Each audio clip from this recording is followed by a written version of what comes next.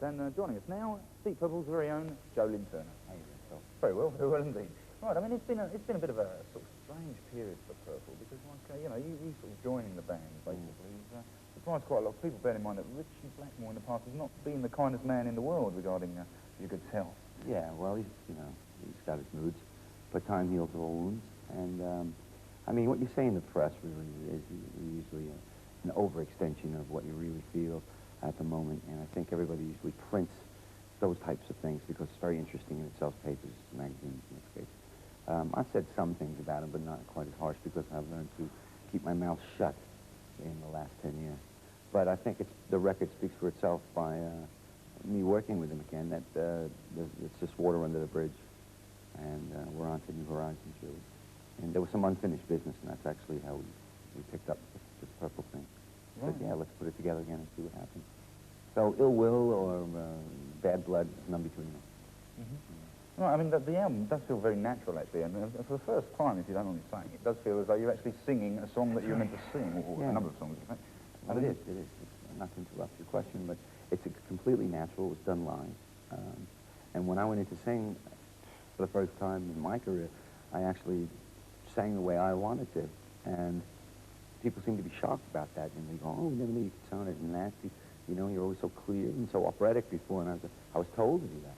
I mean, I sang the lines over and over again until I had that quality. But to me, I'd go in and Roger Glover, who produced the album, as you know, would just say, you know, you're done. And I'd say, how? He'd say, well, you're done. I said, well, I just sang. I just warmed up. He goes, well, that's it. And it was the most natural album I've ever done. And it feels really good to hear it coming back because it sounds real, sounds honest, sincere, and that's it. So, but the whole band was like that.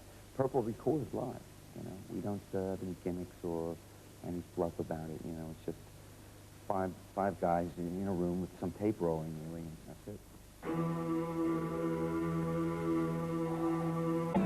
In terms of your own role in the Purple thing, I mean, any qualms about singing some of the old stuff, like Child of Time, for instance? Well, to be Child of Time, actually we rehearsed and we did quite well on it. I mean, you know, I've got all that down, you know. The screams? Yeah, the screams, you know. I've screamed all over my solo album. I mean, anybody can do that. That's not what interests me. Screaming is not what interests me. It seems to impress a lot of people, but I don't understand their musical taste. But actually, we decided that it was more of Gillan's signature, you know, than anything. And we said, let's leave that to him, because it really is. You know, you don't want to, you do want to have some respect for the dead. So, no, I didn't mean it like that.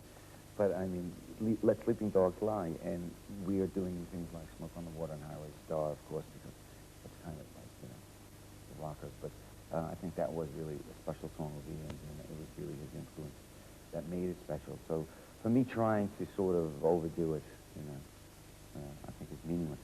But we will do things like Burn, you know, Coverdale and all. I mean, we figure we'll give you like every singer that ever was, you know, and different incarnations of Deep Purple, whether someone was in it or wasn't in it in this lineup, and maybe even a Rainbow song. Cool. Good Lord. Yeah. Good Lord. And of course, you're going to be doing your. Oh, but we are going to be substituting it with the one power ballad on the record, which is Love Conkers All. Here it comes.